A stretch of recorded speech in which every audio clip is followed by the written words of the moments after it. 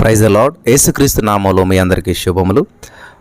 ఈరోజు మత్తయి సువార్త 1వ అధ్యాయాన్ని మనం ధ్యానం చేసుకొని పోతున్నాం.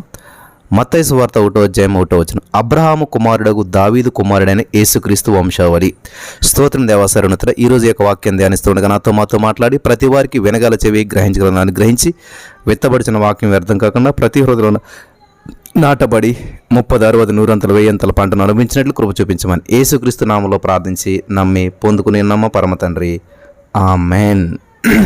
ప్రియులారా, గమనించాలి, ఇక్కడ అబ్రహాము కుమారుడు అనే మాట ఎందుకని వచ్చింది అని ఆలోచన చేసినట్లయితే ఈ యొక్క వంశావళి శీర్షిక మత్తయి సువార్తలో అనేకమైనటువంటి ముఖ్యాంశాలను మనకు పరిచయం చేస్తుంది.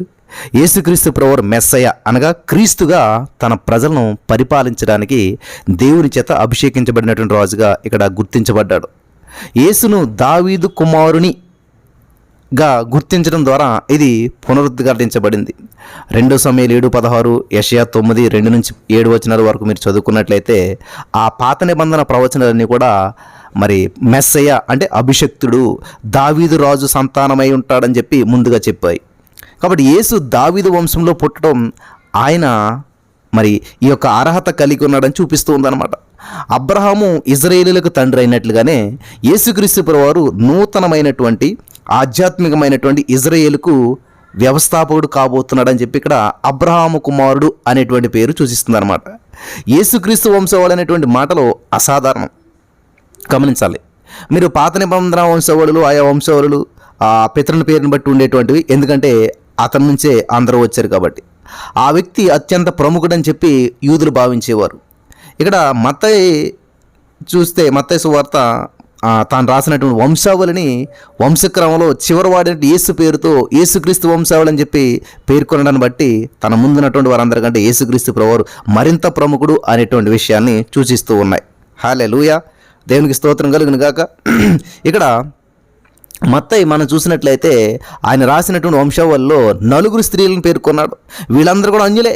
తామారు కననీరాలు, రాహాబు ఎరుకోవాసి, రూతు మోయాబీరాలు, ఊరియా భార్యగా ఉండినటువంటి బెత్షెబా బహుశా హిత్తీరాలు కావచ్చు. ఈ స్త్రీల పేర్లు ప్రస్తావించడం తన విమోచన ప్రణాళికలో అన్యులు, అన్యజనులు, స్త్రీలు ఉన్నారనేటువంటి దేవుని యొక్క ఉద్దేశాన్ని సూచిస్తుంది అనమాట. ఇంకొక విషయం మీరు గమనించారో లేదో, అనేక మంది రాజుల పేర్లు రాసినా కానీ రాజు అని దావీదుకు మాత్రమే ప్రత్యేకంగా రాశాడు. ఇది దావీదు కుమారుడు అంటే యేసు కూడా రాజు అవుతాడని చెప్పి ఒక అద్భుతమైనటువంటి వివరణ మనకి ఇక్కడ చూపిస్తూ ఉన్నాడు అనమాట. దేవునికి స్తోత్రం కలుగును గాక. సరే, మనం ముందుకు వెళ్ళిపోదాం.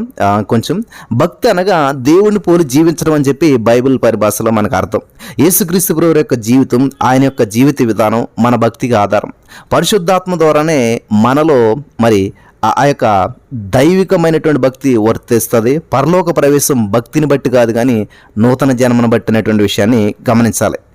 మన భక్తి జీవితాన్ని బట్టే పరలోక ఆశీర్వాదాలు అనేటువంటివి మనకు లభిస్తాయి. ఇది గమనించాలి. మత్తయి సువార్త 5:17 ధర్మశాస్త్రమునైనను ప్రవక్తల వచనములనైనను కొట్టివేయ వచ్చితునని తలంచవద్దు, నెరవేర్చుటకే గాని నేను కొట్టివేయటకు రాలేదని చెప్పి చెప్తున్నాడు దేవుడు అక్కడ. హల్లెలూయా. మత్తయి సువార్త 5:17 మనం చూస్తూ వచ్చినాం. అలాగే మత్తయి సువార్త 5వ అధ్యాయం 18వ వచనం కూడా మనం చూసినట్లయితే, ఆకాశము భూమి గతించిపోయిననే కానీ ధర్మశాస్త్రం అంతయు నెరవేరు వరకు దాని నుంచి ఒక పొల్లైనా కానీ సున్నా అయినా కానీ తప్పిపోదని నిశ్చయముగా మీతో చెప్పుచున్నాను అని చెప్పి అక్కడ దేవుడు చెప్తున్నాడు. మన నీతి ప్రమాణాలు ఎంతో ఉన్నతమైనటువంటివి. మత్తయి సువార్త 5:31 తన భార్యను విడనాడు వాడు ఆమెకు పరిత్యాగ పత్రిక ఇవ్వనని అక్కడ చెప్పబడి ఉన్నదని చెప్పి అక్కడ దేవుడు సమాధానమిస్తూ ఉన్నాడు. విడాకులు అనేటువంటిది కఠిన హృదయుల యొక్క చర్య అనమాట. విడాకులు భక్తిహీనుల పని. దేవుని సంకల్పాన్ని తారుమారు చేసేటువంటి సైతానీయమైనటువంటి విధానమే విడాకులు. మత్తయి సువార్త 19:4 చూసినట్లయితే, ఆయన సృజించిన వాడు ఆది నుండి వారిని పురుషునిగాను స్త్రీనిగాను సృజించెను. దేవునికి స్తోత్రం. అర్థమవుతుంది కదా, చాలా జాగ్రత్తగా వినాలి ఇక్కడ.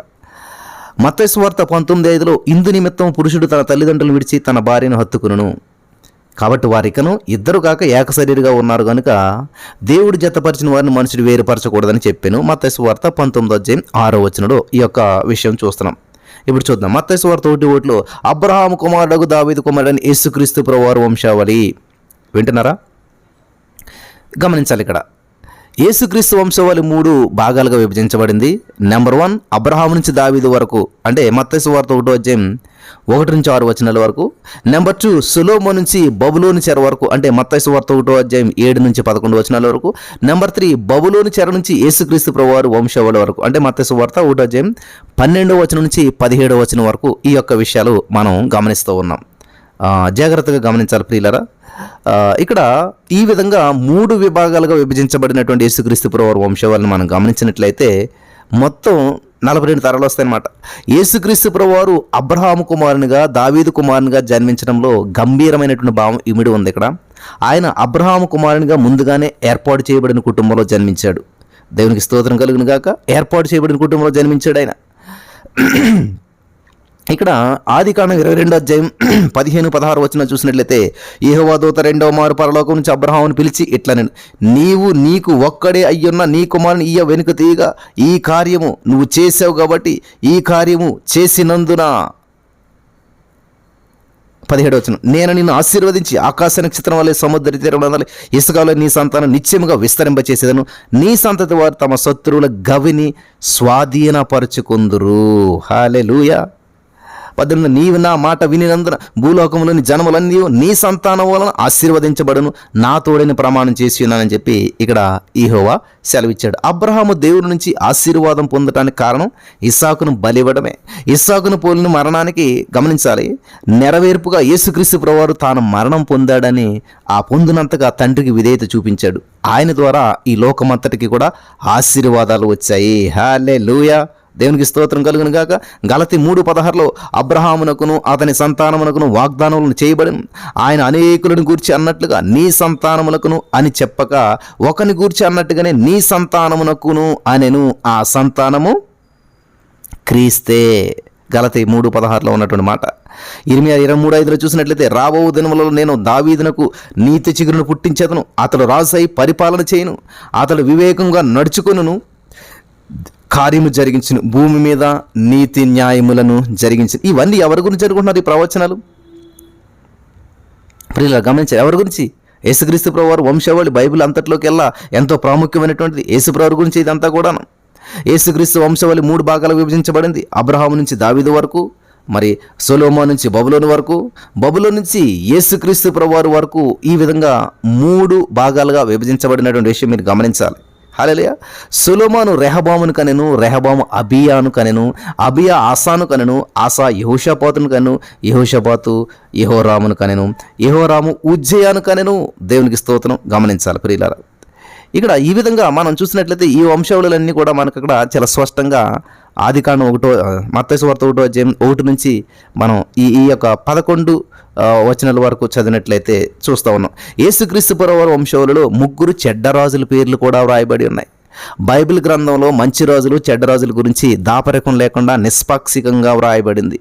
అందుకే బైబిల్ని సత్యవేద గ్రంథము అని చెప్పి అంటారనమాట. బైబిల్ అంటే ఉన్నది ఉన్నట్టు రాయబడింది అనమాట. అందులోను ఇక్కడ ఇర్మియా గ్రంథం 22-24లో చూసినట్లయితే, యెహోవా సెలవిచ్చినదేమనగా, రాజు అయినటువంటి యెహోయాకీము కుమారుడకు కొన్య నా కుడి చేతికి శిఖా ఉంగరముగా ఉండినను దాని మీద నుండి నిన్ను ఊడదీసివేసేదనని నా తోడని ప్రమాణం చేయుచున్నాను అంటా ఉన్నాడు అక్కడ ఇర్మియా గ్రంథం 22వ అధ్యాయం 24వ వచనం. అలాగే నీ ప్రాణమును ఎవరు తీయజూచున్నారో నీవెవరికి భయపడుచున్నావో వారి చేతికి, అనగా బబులోను రాజు అయినటువంటి నెబుకద్నెజరు చేతికి, కల్దీల చేతికి నిన్ను అప్పగించుచున్నాను అన్నాడు అక్కడ. నిన్ను కనిన నీ తల్లిని నీ జన్మ భూమి కాని పరదేశంలోనికి విసిరివేసేదను, మీరు అక్కడనే సచ్చెదరు. ఇర్మియా గ్రంథం 22-26 27 వచనంలో వారు తిరిగి రావాలని బహుగా ఆశపడుతూ ఉన్నారంట. ప్రియులు గమనించాలి. కాబట్టి ఇక్కడ 22-28లో కొన్యా అను అతడు హేయమైనటువంటి ఓటికొండ వంటి వాడా, పనికిమాలిన ఘటమా, అతడును అతని సంతానమును విసిరివేయబడి తామెరుగని దేశంలో, మరి అక్కడ చూస్తూ ఉన్నాం, దేశమా యెహోవా మాట వినుము. ఇర్మియా గ్రంథం 22:30లో యెహోవా ఇలాగ సెలవిచ్చుచున్నాడు, సంతానహీనుడని తన దినములలో వర్ధిల్లని వాడని ఈ మనిషిని గూర్చి వ్రాయుడి. వింటున్నారా? అతని సంతానంలో ఎవడను వర్ధిల్లడు, వారిలో ఎవడను దావీదు సింహాసనం అంత కూర్చుండు, ఇక మీదట ఎవడను యూదాలో రాజుగా ఉండడు. ఇర్మియా గ్రంథం 22:30లో మనం చూస్తూ ఉన్నాం. దేవునికి స్తోత్రం కలుగును గాక. ఇది చాలా అద్భుతమైనటువంటి విషయాలని పరిశుద్ధాత్మ దేవుడు మనకి ఇక్కడ వ్రాయించి పెట్టాడు. వంశావళి అనేటువంటిది చాలా ప్రాముఖ్యం. యెహోయాకీము అనేటువంటి దుర్మార్గుడైనటువంటి రాజు దావీదు వంశావళిలో ఉన్నాడు. మత్తయి సువార్త 1:11 చూసినట్లయితే యూదులు బబులోనుకు కొనుపోబడినటువంటి కాలంలో యోషియా యెకొన్యాను గమనించాలి, యెకొన్యాను అతని సహోదరులను కనెను. యెకొన్యాయే ఈ యెహోయాకీము అనేటువంటి వ్యక్తి. యెకొన్యా వంశంలో ఎవరు దావీదు సింహాసనం ఎక్కడానికి వీల్లేదనమాట. గమనించాలి ఇదంతా కూడా. మత్తయి సువార్త 1:12 బబులోనుకు కొనుపోబడినటువంటి తర్వాత యెకొన్యా షయల్తీయేలును కనెను, షయల్తీయేలు జెరుబ్బాబెలును కనెను. కొంచెం ఓపికగా వినాలి. చాలా అద్భుతమైనటువంటి విషయాలు పరిశుద్ధాత్మ దేవుడు మనకు తెలియజేస్తున్నాడు. జెరుబ్బాబెలు అబీహూదును కనెను, అబీహూదు ఎల్యాకీమును కనెను, ఎల్యాకీము అజోరును కనెను. ఈ విధంగా ఇక్కడ ఈ యొక్క వంశావళులు అనేటువంటివి మనం మత్తయి సువార్త 1:17 వరకు మనం చూస్తూ వచ్చిన్నాం. ఇక్కడ యేసుక్రీస్తు అనబడినటువంటి యేసు ప్రభువారు పుట్టాడంట. ఎవరి యందు? మరియా, యాకోబు మరియా భర్త అయినటువంటి యేసోపును కనెను. ఆమె యందు క్రీస్తు అనబడినటువంటి యేసు పుట్టెను. మత్తయి సువార్త 1:16 మనం చూస్తున్నాం. యేసోపు యేసుక్రీస్తుకు శరీరరీతిగా తండ్రి కాడు అని మనం గ్రహించాలి.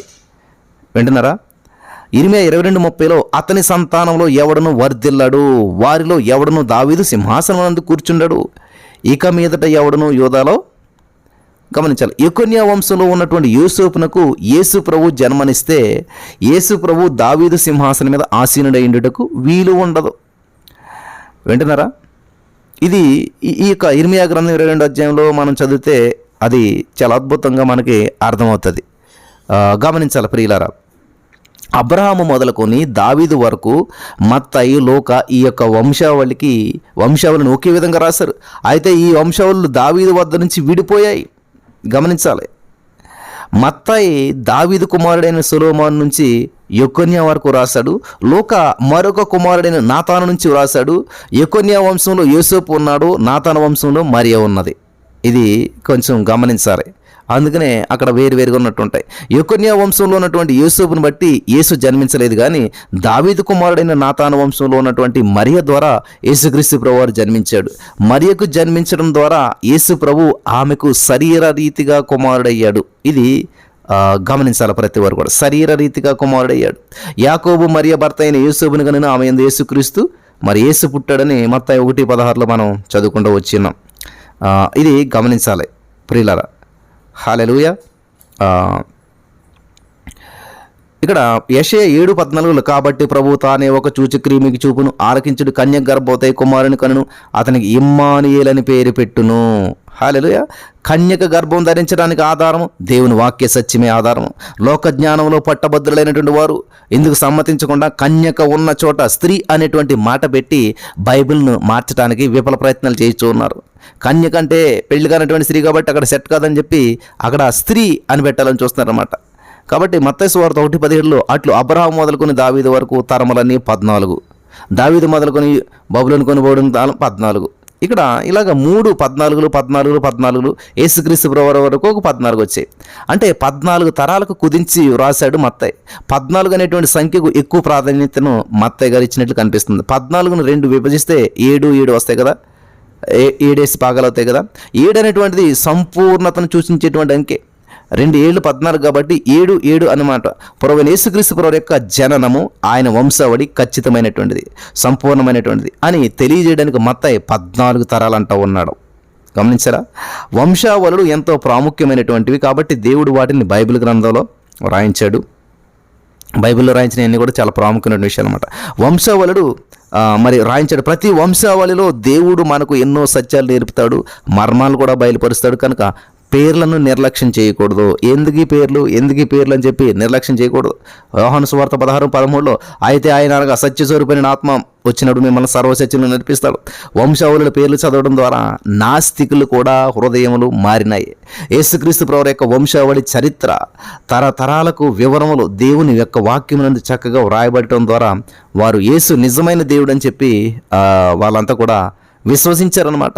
ఈ యొక్క వంశావళుల పేర్లు చదవడం ద్వారా మనకి కొంచెం అర్థం కాకపోవచ్చు, కానీ వీటి ద్వారా కొంతమంది మారినటువంటి వారు కూడా ఉన్నారు. కాబట్టి ఏం వింటాం, ఇది ఏం అర్థం కావట్లేదు అని అనుకోవద్దు. ఓపికతోటి వినాలన్నమాట. కొన్ని విషయాలు మనకి దేవుడు అర్థం చేపిస్తాడు, ఆలస్యం అవుతుంది. కాబట్టి వంశవర్యుల పేర్లు చదవడం నాస్తికులు కూడా మారారంట. యేసుక్రీస్తు జన్మాన్ని గురించి చారిత్రకమైనటువంటి ఆధారాలు ఎన్నో దేవుని వాక్యం నందు ఉన్నాయి. బైబిల్లో ఉన్నటువంటి విషయాలన్నీ కూడా ఎంతో యథార్థము, వాస్తవం. బైబిల్లో ఉన్నటువంటి ప్రతి వ్యక్తిని గురించి లిఖితపూర్వకమైనటువంటి ఆధారం ఉంటాయి. వంశావళులన్నీ కూడా ఎంతైనా కూడా నమ్మదగినటువంటి. మరో విశేషం ఏంటంటే వంశావళుల జాబితాలో మంచి వారిని గురించి, చెడ్డవారిని గురించి వ్రాయబడినది. అందుకే దేవుడు పక్షపాతి కాడు. మంచోడైనా చెడ్డోడైనా రాయటమే రాశాడు. దేవుడు ఎక్కడ విడిచిపెట్టేసేసేయలేదు. ప్రతి వారి విషయంలో దేవుడు అద్భుతం చేశాడు. చెడ్డవాడైనా మంచివాడైనా సరే రాశాడు అనమాట. 1 కొరింథీ 10:11 ఈ సంగతుల దృష్టాంతంలో వారికి సంభవించి యుగాంతమందున మనకు బుద్ధి కలుగుటకై వ్రాయబడ్డాయి అంటండి. అది మంచి అయినా చెడైనా సరే ఉన్నట్టు రాయబడింది. దేవుని యందు భయభక్తులు కలిగినటువంటి వారి విశ్వాసాన్ని, వారి క్రియలను మనం సొంతం చేసుకోవాలి. వారి వలె విశ్వాసంలో ప్రయాణించాలి, ఎదగాలి, పరిపక్వత దిశగా సాగిపోవాలి. అవిధేయులుగా కాకుండా దేవునికి విధేయులే జీవించాలి. ఎందుకని రాశారు ఈ బైబిల్ గ్రంథాలు? ఈ విషయాలన్నీ బుద్ధి తెచ్చుకుంటామని, ఈ విషయాల ద్వారా మనం బుద్ధి తెచ్చుకుంటామని. రక్షకుని ఈ లోకానికి పంపడానికి దేవుడు ఆయా వ్యక్తులను ఏ విధంగా ఎంపిక చేసుకున్నాడో మనకు తేటగా తెలుస్తుంది. దేవుని రక్షణ ప్రణాళికలో వీరందరికీ కూడా భాగం ఉన్నది. ఇది గమనించాలి ప్రియులారా. ఎందుకు రాశాడు బైబిల్? ఇది మనకు అర్థం కావట్లేదు అనుకోవద్దు. ఈ వంశావళిలో ఉన్నటువంటి మరో ప్రాముఖ్యమైనటువంటి అంశం ఏంటంటే సర్వసాధారణంగా వంశవృక్షాల జాబితాలో యూదులలో పురుషుల పేర్లు మాత్రమే వ్రాస్తారు. అయితే ఇక్కడ యేసుక్రీస్తు వంశావళిలో 4 స్త్రీల పేర్లు ఉన్నాయి. ఇది చాలా ప్రాముఖ్యమైన విషయం, గమనించదగ్గ విషయం. యేసుక్రీస్తు ప్రభువారి వంశావళిలో ఈ 4 స్త్రీలు అన్యరాళ్ళు. ఈ 4 స్త్రీలలో 2 కనానీరాళ్ళు, 1 స్త్రీ మోయాబీరాలు, 1 స్త్రీ హిత్తీరాలు. వింటున్నారా? ఇక్కడ యేసుక్రీస్తు వంశావళిలో ఉన్నటువంటి ఈ 4 స్త్రీల పేర్లు తామారు ఆదికాండం 38వ అధ్యాయంలో ఉంది. రాహాబు యెహోషువ గ్రంథం 2వ అధ్యాయంలో పాత నిబంధనలో కనిపిస్తారు మనకి వీళ్ళ పేర్లేని. వీళ్ళ జీవితాలన్నీ కూడా. అలాగే మరి 3వ పేరు చూసినట్లయితే మనకి ఇక్కడ గమనించాలి ప్రియులారా. తామారేమో ఆదికాండంలో ఉంటేని, రాహాబేమో యెహోషువ గ్రంథంలో మనం చూస్తూ ఉన్నాం. అలాగే ఇక్కడ హెబ్రీ 11:31 విశ్వాసం బట్టి రాహాబు అను వేశ్య వేగుల వారిని సమాధానంగా చేర్చుకున్న అవిధేయులతో పాటు నశింపకపోయెను. హల్లెలూయా. నశింపకపోయినట్టండి. దేవుని నామాన్ని బట్టి నువ్వు చేసిన మేలు, అది గ్లాస్ మంచిని ఇచ్చినా కూడా దాని ఉపకారాన్ని కోల్పోవని చెప్పి పరిశుద్ధాత్మ దేవుడు తెలియజేస్తున్నాడు. యేసుక్రీస్తు వంశావళిలో ఉన్నటువంటి ఈ 4 స్త్రీల పేర్లలో 3వ పేరు రూతు. హల్లెలూయా. ద్వితీయోపదేశకాండం 23:3 అమ్మోనీడే గాని మోయాబీడే గాని యెహోవా సమాజంలో చేరకూడదు, వారిలో 10వ తరం వారైనను ఎన్నడను యెహోవా సమాజంలో చేరకూడదు. అది ద్వితీయోపదేశకాండం 23:3 ప్రకారం. కానీ ఇక్కడ దేవుడు చేర్చుకున్నాడా లేదా? ఇది గమనించాలి ప్రియులారా. తామారు పాపి కనికరించబడింది, రాహాబు వేశ్య తన విశ్వాసాన్ని బట్టి, రూతు దేవుని కృపను బట్టి యేసుక్రీస్తు వంశావళిలో చేర్చబడ్డారు. ఈ రోజున నీ జీవితం ఎలాగుంది? నీ పరిస్థితి ఎలాగుంది? ఈ 4వ స్త్రీ ఊరియా భార్య అయినటువంటి బెత్షెబా, ఈమెకు యేసుక్రీస్తు వంశావళిలో స్థానం లభించింది. తనకు తాను పాపం చేయలేదు, కానీ దావీదే ఈమెతో పాపం చేశాడు. దావీదును దేవుడు తిరిగి తన మందలో చేర్చుకున్నాడు. చూసారా? బెత్షెబా అసలే చూసారు కదా ఎటువంటి మరి పరిస్థితుల్లో వచ్చింది. ఆమె పాపం చేయలేదు, కానీ దేవుడు ఆమెను క్షమించి ఆమె వంశంలో చేర్చుకున్నాడు. ఆదికాండం 3:17 మరియు నీకును స్త్రీ సంతానమునకును ఆమె సంతానమునకు వైరము కలిగజేసేదను, అది నిన్ను తల మీద కొట్టును. ఈ యొక్క ప్రక్రియలో భాగంగా దేవుడు అబ్రహామును ఏర్పరచుకొని అతని ద్వారా భూమి మీద సకల వంశాలను ఆశీర్వదించాలని సంకల్పించాడు. ఈ విధంగా అబ్రహామీ నిబంధన అంతా కూడా నెరవేర్చబడింది. యేసుక్రీస్తు ప్రభువారు ఈ లోకంలో ఈ భూగోళం మీద ఒక సాధారణమైన వ్యక్తి వలె జన్మించి తాను మనందరి కొరకు సిలువపై మరణించాడు, తిరిగి లేచాడు, లోకరక్షకుడు అయ్యాడు. హల్లెలూయా. దేవునికి స్తోత్రం కలుగును గాక. వింటున్నారా?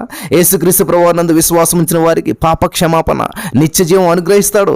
అలనాడు విశ్వసించిన వారందరూ కూడా ఏ విధంగా యేసుక్రీస్తు ప్రభువారు వంశావళిలోకి చేర్చబడ్డారో, ఈనాడు కూడా విశ్వసించిన వారందరూ కూడా యేసుక్రీస్తు ప్రభువారు కుటుంబంలోకి చేర్చబడతాం. మనమంతా కూడా ఇంతవరకు ఒకవేళ యేసుక్రీస్తు ప్రభువును అంగీకరించబడకున్నట్లయితే ఇదే అనుకూల సమయం.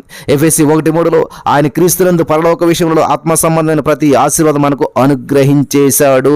హల్లెలూయా. ఆత్మ సంబంధమైన ప్రతి ఆశీర్వాదం మనకు అనుగ్రహించాడు.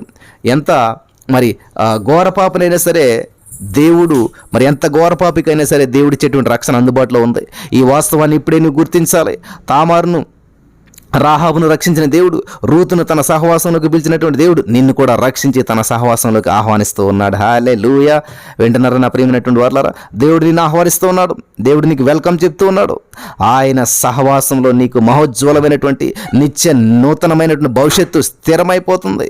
యేసుక్రీస్తు ప్రభువు సిలువ యందు నీకు ముక్తి, నీకు రక్షించడానికి మరి అదే దేవుని శక్తి పాపి ఎడల దేవుని కృప ఎంతో అధికమైనటువంటిది. ఈరోజు నీ మాటలు వింటున్న ప్రియమైనటువంటి వాళ్ళారా, నువ్వు వెళ్తున్న ప్రతి సమస్యను దేవుడు విడిపిస్తాడు. తామారు, రూతు, రాహబు, బెస్సెబా అనేటువంటి 4 స్త్రీలతో పాటు ఉన్నటువంటి మరో స్త్రీ కన్య మరియ. యేసుక్రీస్తు ప్రభువారు మరియ గర్భాన పుట్టడంతో దేవుడు స్త్రీతత్వాన్ని ఎంతగా హెచ్చించాడో మనకు ప్రత్యక్షమవుతుంది శారీరకంగా. మరియు యేసుక్రీస్తు ప్రభువారి తల్లి ఎవరంటే మరియమ్మ గారు. శారీరకంగా మరియ యేసుప్రభువారి తల్లి. వంశవళుల పేర్లు అవసరమైనంత వరకే దేవుని వాక్యమునందు మనకు రాయబడి ఉన్నవి. ఈ కాల విభజన, ఈ కాల విభాగ నిర్ణయంలో 14 తరాలుగా పేర్కొనబడ్డాయి. ఒక్కొక్క తరానికి 14 పేర్లు. చూసారా, 14 అనేటువంటిది పరిపూర్ణంగా మనకి 7 కదా. ఇందుకని 14 అనేటువంటి దాన్ని అక్కడ వాడారన్నమాట. దావీదు అనేటువంటి పేరులో ఉన్నటువంటి అక్షరాలను గుణిస్తే హెబ్రీ భాషలో ఉన్నటువంటి అక్షరాల సంఖ్యను సరిచూస్తే సరిగ్గా 14 అనేటువంటి సంఖ్య వస్తుంది. యేసుక్రీస్తు ప్రభువారు యూదుల రాజు అనడానికి ఎన్నో రుజువులు మత్తయి చూపుతూ వచ్చాడు. హల్లెలూయా, ఎన్నో రుజువులు చూపించాడు. దావీదు సింహాసనంకు యేసు అన్ని విధాలుగా కూడా హక్కుదారుడు. హల్లెలూయా.